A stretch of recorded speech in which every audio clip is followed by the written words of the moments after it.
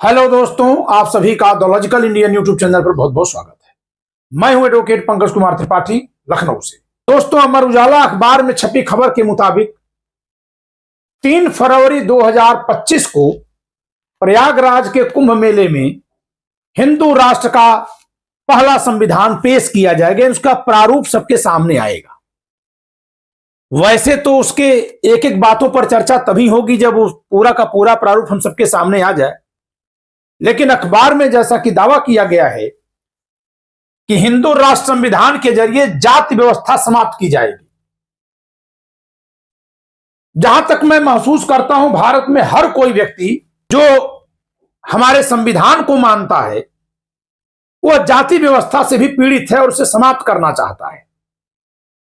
ऐसे में इस एक लक्ष्य को संविधान प्रेमी समर्थन देंगे कि हां, हिंदू राष्ट्र के संविधान में जो जाति व्यवस्था समाप्त करने की बात की जा रही है वो ठीक है। और इससे एक बदलाव क्या आएगा कि हम इस संविधान में भी कुछ ऐसी व्यवस्था कर सकेंगे जिससे जाति व्यवस्था समाप्त हो। जाति व्यवस्था भारत के लिए कोढ़ रही है, इसमें कोई संदेह नहीं। लेकिन दोस्तों, जब जाति व्यवस्था समाप्त होगी तो उसके लिए बहुत सारे कानूनों में बदलाव करना पड़ेगा या कानून समाप्त करने पड़ेंगे। इसमें सबसे पहला कानून है राजीव गांधी सरकार द्वारा पारित करवाया गया SC/ST एक्ट, जिसे कई जगह पर हरिजन एक्ट कहते हैं। इसका केस लिखे जाने पर कई जगह हरिजन बनाम सवर्ण कहते हैं, कुछ लोग इसको SC/ST एक्ट कहते हैं, और इसका वास्तविक नाम है SC/ST prevention of atrocities act 1989, अनुसूचित जाति अनुसूचित जनजाति अत्याचार निवारण अधिनियम 1989।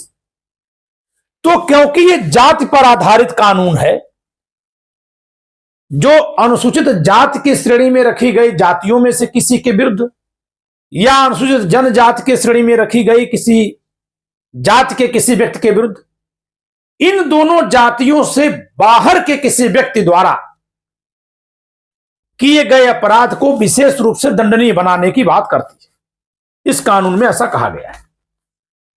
क्या यह कानून संविधान के अनुकूल है? तो संविधान के अनुकूल बिल्कुल है, तभी चल रहा है। लेकिन क्या यह जाति व्यवस्था के अनुकूल है? जी हां, यह जाति व्यवस्था के भी अनुकूल है। तो अब एक सवाल उठता है कि जब जाति व्यवस्था खत्म हो जाएगी, चाहे हम इस नए संविधान में जो दावा किया गया उससे बात करें या हमारा जो वर्तमान संविधान है उसी में संशोधन करके हम जाति व्यवस्था को समाप्त करें, यह कानून खत्म हो जाएगा तो क्या असर पड़ेगा? क्योंकि यह तो जाति आधारित कानून है, क्योंकि जाति आधारित भेदभाव होता है। दोस्तों, जरा एक बात देखिएगा। अभी 2 महापुरुषों के अपमान पर इस समय चर्चा चल रही है। वैसे तो बहुत सारे महापुरुषों का अपमान होता रहता है, लेकिन हाल की 2 घटनाएं 2 महापुरुषों के अपमान से जुड़ी हुई है। एक बाबा साहब के अपमान की बात की गई थी, जो संसद के भीतर, राज्यसभा सदन के भीतर अमित शाह जी ने कहा था, और दूसरा मुलायम सिंह यादव जी की जो मूर्ति रखी गई है कुंभ मेले में, उस पर किसी महंत ने कोई ओछी टीका टिप्पणी की है। वर्तमान संविधान के अनुसार, जहां तक मैं संविधान को जानता हूं, संविधान के विद्यार्थी के नाते, संसद में बोले जाने के कारण से अमित शाह जी पर केस नहीं चलता। लेकिन क्योंकि कुंभ मेले में जो मूर्ति लगी है मुलायम सिंह यादव जी की, उनके बारे में जो टीका टिप्पणी की गई वो संसद में नहीं की गई, वो बाहर की गई है। तो संसद में बोले जाने के कारण अमित शाह जी को जो अनुच्छेद 105 का बचाव है, वह बचाव उस व्यक्ति को नहीं मिलता जो सदन के बाहर माननीय मुलायम सिंह जी के बारे में अपमानजनक टिप्पणी किया है। तो फिर क्या, जैसे बाबा साहब के बारे में अपमानजनक टिप्पणी करने वाले पर FIR दर्ज हो जाता है और उसे गिरफ्तार करके जेल में डाल दिया जाता है, उसी तरह से मुलायम सिंह जी के अपमान करने वाले को भी गिरफ्तार किया जा सकता है? तो इसका उत्तर है नहीं। प्रथम दृष्टिया इसका उत्तर है नहीं। क्यों नहीं? क्योंकि इसमें दोनों महापुरुषों की जातियां अलग हैं, यही कारण है। बाबा साहब SC समाज से आते थे, जबकि मुलायम सिंह यादव जी गैर एससी समाज से हैं। कोई ये कहेगा कि ओबीसी समाज से हैं। तो आपको बता दें कि एससी एसटी एक्ट के प्रयोजन के लिए भारत केवल दो वर्गों में बटेगा, एक एससी एसटी और दूसरा गैर एससी एसटी। यानी यहां ओबीसी भी अपराध में दोषी तो होगा, लेकिन कभी अपराध के पीड़ित होने का दावा नहीं कर सकता।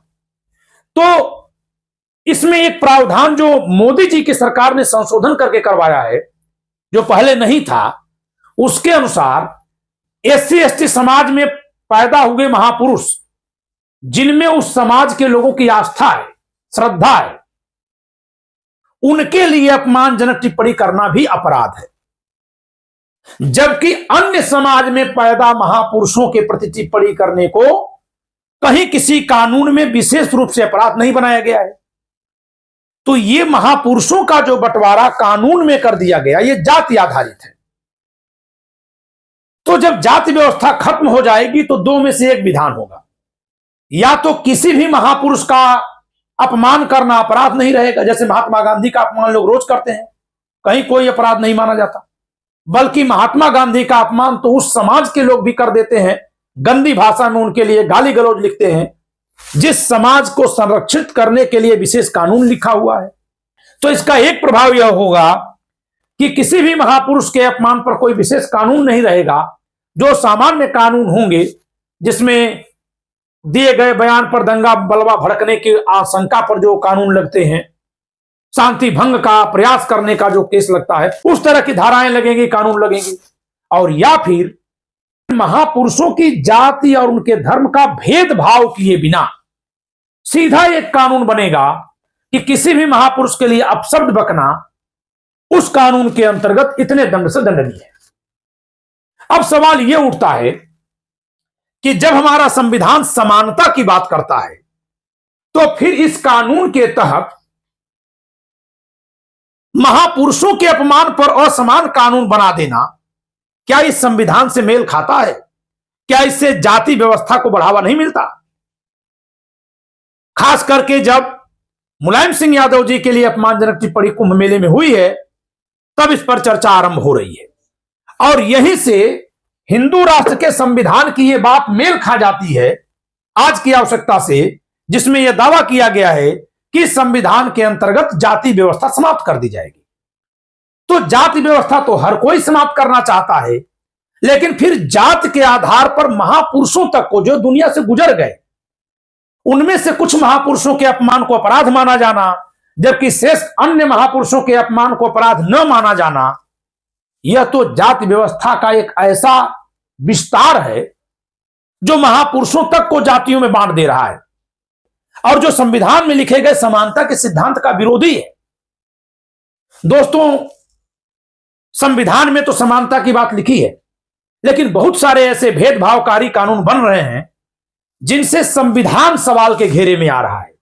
और इसी तरह के जब कानून बन जाते हैं इस संविधान के अंतर्गत जो असमान है, जो भेदभावकारी हैं, तो इस संविधान से लोगों का लगाव कम होने का कारण पैदा हो जाता है, जिससे हमारे इस संविधान के प्रति तमाम लोगों में आस्था, इच्छा, लगाव तार्किक आधार पर घट सकता है। तार्किक आधार क्यों कह रहा हूं? क्योंकि हर लोग यही जानते हैं कि संविधान तो समानता की बात करता है, लेकिन जब किसी को बताया जाएगा कि नहीं, बाबा साहब का अपमान होगा, या एससी समाज एसटी समाज में पैदा किसी महापुरुष का अपमान होगा, तब तो अपमान करने वाले को जेल होगी, एफआईआर लिखाने वाले को 25,000 रुपए मिलेंगे, चालान होने पर उसे 50,000 अन्य मिलेगा, और सजा होने पर फिर उसे 25,000 मिलेगा। किसको? जिसने केस किया। जबकि अन्य महापुरुषों के अपमान पर कहीं कोई केस नहीं होगा। तो लोगों के मन में यह बात आनी स्वाभाविक है कि फिर यह संविधान समानता की बात कहां कर रहा है? जो संविधान महापुरुषों के अपमान को भी अलग अलग बांट दे, वह समानता की बात कहां कर रहा है? या यदि उसमें समानता की बात की गई है तो फिर एक कानून कहां से बन जा रहे हैं? तो ऐसे में इस संविधान के प्रति आम लोगों में एक सवाल बन रहा है। दरअसल हुआ यह है कि आज 26 जनवरी के दिन मैं कई कार्यक्रमों में शरीक हुआ, तो वहां लोगों ने इस तरह की बात की। कई लोग मुझसे पूछे कि आपने वीडियो बनाई है जिसमें आपने कहा है कि अमित शाह जी ने जो बयान दिया था वह क्योंकि सदन के भीतर दिया गया है, मंत्री के नाते इसलिए उसको अनुच्छेद 105 का बचाव मिल रहा है और केस नहीं चलेगा। लेकिन मुलायम सिंह यादव जी पर जो बयान दिया गया है वह तो सदन के बाहर एक आम व्यक्ति द्वारा दिया गया, तो फिर उन पर क्यों नहीं केस हो जाता।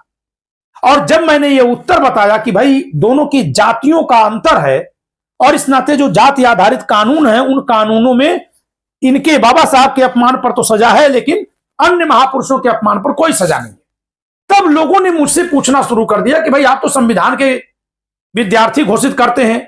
अन्य लोगों ने तमाम मेरे लिए विशेषण लगाए संविधान को लेते हुए। मैं स्वयं अपने मुंह से नहीं बोल सकता, लेकिन फिर यह बताइए कि फिर संविधान में समानता कहां, ये तो असमानता है।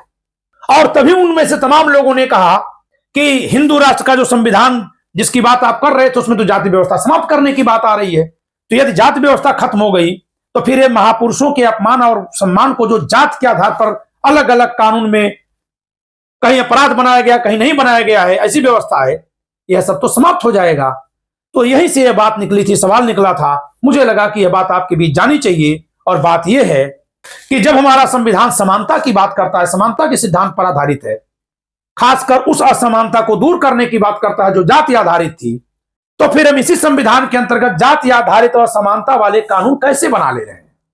क्या यह कानून संविधान के खिलाफ नहीं है? और क्या फिर यह कानून संविधान में लिखी समानता के लक्ष्य, समानता के नियम, समानता की धारणा के खिलाफ नहीं है? तो यह सवाल एक बन रहा है जिस पर सबको चिंता और चिंतन करना चाहिए। इसीलिए मैं आप सबके बीच इस बात को लाया हूं। उम्मीद करता हूं कि आप इस बात पर सोचना शुरू करेंगे, जिससे कि इस तरह की चर्चाओं के जरिए हम लोग संविधान को और गहरे तक समझ सकें। अपनी प्रतिक्रिया से हमें जरूर अवगत कराइएगा। हम इस क्रम में आगे भी वीडियो बनाएंगे। संविधान में समता के नियम में क्या क्या अपवाद हो सकते हैं, संविधान में लिखे समता के नियम के क्या कुछ अपवाद भी हैं, क्या यह कानून उन अपवादों में आता है, सुप्रीम कोर्ट ने इस संदर्भ में क्या कहा है, इस पर आगे चर्चा होती रहेगी। इस वीडियो में इतना ही। वीडियो लाइक करिएगा, शेयर करिएगा, चैनल सब्सक्राइब न किया सब्सक्राइब करिएगा। जय संविधान।